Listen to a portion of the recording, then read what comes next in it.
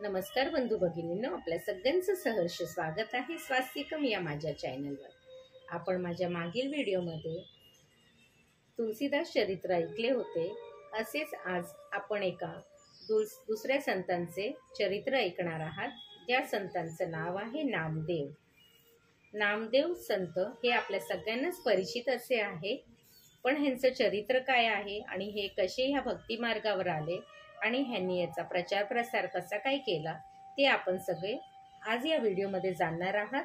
आणि आपल्याला ही सगळी माहिती जर आपल्या आप्तजनांपर्यंत पोहोचवायची असेल तर आपण माझ्या व्हिडिओला नक्कीच शेअर करा, लाईक करा आणि कमेंटद्वारे आपल्याला माझे व्हिडिओ कसे वाटत आहेत ते नक्की मला कळवा।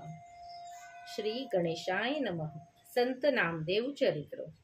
श्रोतेजन हो, क्षीरसागरात नारायणाने शुक व उद्धव यांना बोलवून म्हटले, तुम्ही आता मृत्यूलोकात अवतार घ्या। ते म्हणाले, आम्ही गर्भवास स्वीकारणार नाही, आम्हाला अयोनिर संभव जन्म दे। तेव्हा नारायण म्हणाले, बरे आहे। मग त्याने त्यांना शिंपीमध्ये घातले व पावसात ते नदीत पडले असे केले। त्यापैकी शुक हा भागीरथी नदीत एका शिंपीत पडला व उद्धव हा भीमरथीत एका शिंपीत पडला। शुक रामाचे नाव घेत होता व उद्धव विठ्ठलाचे नाव घेत होता। पंढरपूर येथे दामाजी नावाचा एक शिंपी होता। तो मोठा विष्णू भक्त होता। भक्ती व वैराग्य त्याला शोभत होते।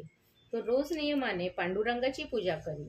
त्याची पत्नी गोनाई, त्यांना मूलबाळ नव्हते। गोनाई म्हणे, नाथ, तुम्ही पांडुरंगाजवळ एकतरी पुत्र मागावा। दामाजी म्हणे, आपण आता वृद्ध झालो आहोत, आता देव आपल्याला संतान कुठून देणार? ती म्हणे, देवाची शक्ती अपार आहे। दशरथाला त्याने 4 पुत्र दिले। त्याच्या शक्तीने समुद्रावर पाशांत रंगले। ब्रह्मदेवाने त्याची गाई वासरे पळवली, तेव्हा त्याने स्वतःच तेवढी रूपे धारण केली। आपल्या पुत्रास देण्यास त्याला काय एवढे कष्ट पडतील? मग एक दिवस दामाशेठ खरेच पांडुरंगाजवळ गेला व म्हणाला, देवा, माझी कांता पुत्र संतान मागते, तिची इच्छा पूर्ण करा। त्यावेळी त्याला अचानक झोप आली व स्वप्नात पांडुरंग येऊन म्हणाले, तुला पुत्रदान दिले, उद्या तू भीमा नदीवर स्नान करायला जाशील तेव्हा पुत्र पाण्यातून वाहत येईल, त्याला घेऊन घरी ये।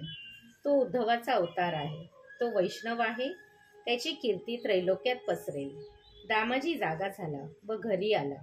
त्याने आपले स्वप्न गोनाईला सांगितले। दोघांना फारच आनंद झाला। दुसऱ्या दिवशी तो नदीवर स्नान करण्यास गेला तेव्हा त्याला नदीतून एक मोठा शिंपी वाहत येताना दिसला।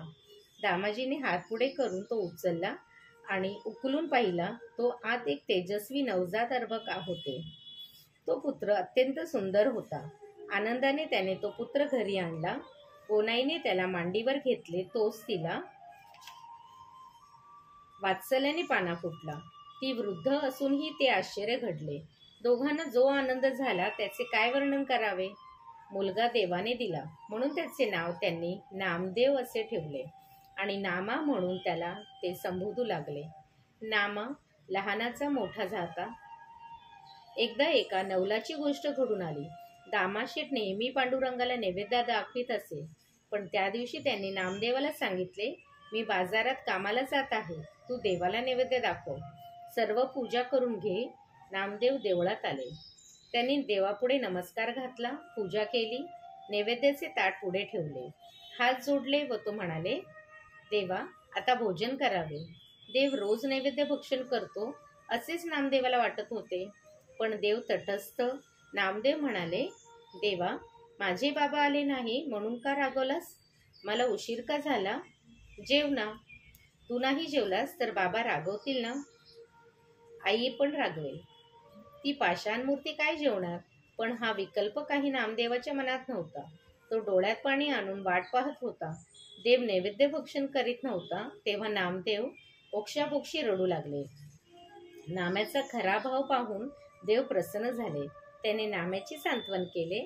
त्यांनी दिलेला नैवेद्य भक्षण केला। देव म्हणाले, हे तू कोणाला सांगू नकोस मात्र।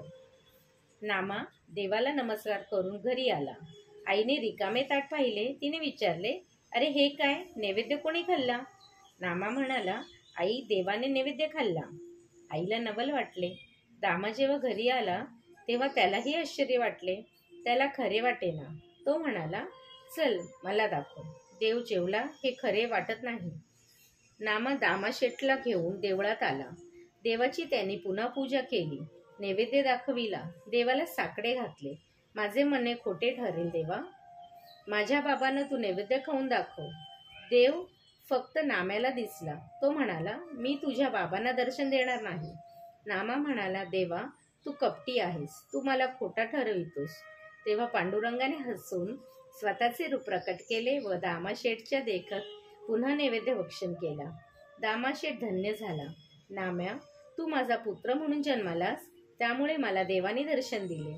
दोघांनी देवाला दंडवत घातले. घरी येऊन दामा गोणाईला म्हणू लागला, नामा देवाचा निजभक्त आहे, त्याला आपला मुलगा म्हणणे चूक आहे. गोणाई म्हणाली, हा देवानेच कृपा करून आपल्याला दिला आहे.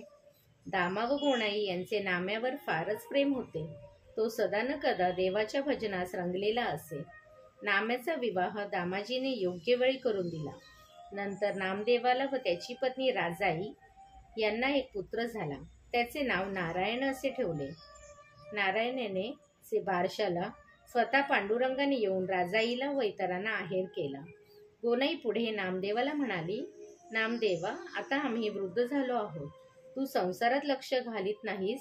इतर वैष्णव संसार करून देवाची भक्ती करतात. तू पण घरात धान्य दाना आणण्यासाठी काही व्यवस्था कर. नामदेवाला वाईट वाटले.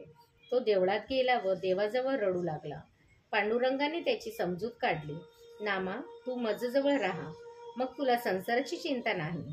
अरे, तुम्ही आणि मी यात भेद नाही. पण नामदेव म्हणाला, गोड बोलून तुम्ही मला फसवू नका. तुम्ही वैकुंठात वैभवात राहता, मी मात्र खोपटात दारिद्र्यात राहतो. तुला पितांबर, पण माझ्या मुलाला वस्त्र नाही. तुला आमचे दुःख पाहवते तरी कसे? इकडे गोनाई व राजाई दारिद्र्याला दोष देत दीनपणे बोलत बसल्या होत्या. घरात काही खायला नसताना लोक भजने म्हणत आपल्या घरी येतात आणि पाहुणचार करताना नको जीव होतो. याबद्दल राजाई दूषणे देत होती. नाम्याजवळ एकीकडे बोलत असताना पांडुरंगाने काय केले, त्याने केशवशेठ हे नाव धारण करून गरुडाला बैलाचा रूप दिले व त्याच्या पाठीवर सुवर्णाचे होऊन मोठ्या थैलीत भरले आणि नामदेवाचे घर कोठे आहे अशी चौकशी करत तो नामदेवाच्या घरापर्यंत आला. हा आणखीन कोण पाहुणा आला म्हणून चिडलेल्या राजाईने प्रथम त्याला तिरस्काराने वागविले. पण तो तिला म्हणाला, आपण कृपा करून बाहेर या. नामा माझा मित्र आहे. माझे नाव केशवशेठ. त्याच्या घरी खायची पंचायत आहे असे कळले म्हणून मी होऊन घेऊन आलो आहे. ते घ्या. एवढे ऐका तर सारे चित्र बदलेल. त्याने आदराने स्वागत करून राजाई व गोनाई यांनी सर्व होऊन घेतले. पांडुरंग निघून गेला. तो मानात म्हणाला, कोणाकडेही रिक्त हस्ते जाऊ नये. काही आहेर नेला तर मान सन्मान होतो. राजाईने त्याला जेवणाचा आग्रह केला होता, पण मी नामदेवाशिवाय एकटा जेवणार नाही असे सांगून पांडुरंग निघून गेले. गोनाई पुष्कळसे होऊन घेतले व ती वाण्याकडे गेली. त्याच्याकडे तिने घरात लागतील ते सर्व पदार्थ व वस्तू मागविल्या. मग ती देवळात गेली. नामदेव रुसून गेला होता. त्याची समजूत काढावी म्हणून ती तेथे गेली. तेव्हा ती येत आहे असे पाहून पांडुरंगाने नामदेवाला आपल्या पाठीशी घातले. गोनाई पांडुरंगाजवळ भांडण करू लागली. देवा, माझ्या एकुलत्या एका मुलाला तू वेड लावलेस. तो संसारात लक्ष देत नाही. मी काय करावे? तू मुकाट्याने माझा मुलगा मला दे. देव म्हणाला, नामा व मी पंचमहाभूते नव्हती तेव्हापासून मित्र आहोत. तू आत्ताच त्याच्यावर हक्क काय सांगतेस? गोनाई ऐकेना. तिने रुक्मिणी, सत्यभामा यांच्याकडे गाऱ्हाणे गेले. शेवटी देवाने गोनाईचा जास्त अंत पाहू नये असा विचार करून लपून ठेवलेल्या नामदेवाला पुढे आणले. गोनाई नामदेवाला घेऊन आनंदाने घरी आली. पण नामदेवाला फार वाईट वाटले होते. घरी आला तो त्याला घर संपत्तीने भरलेले दिसले. त्याचे स्वागत सुद्धा राजाईने फार नम्रपणे केले. त्याला आश्चर्य वाटले.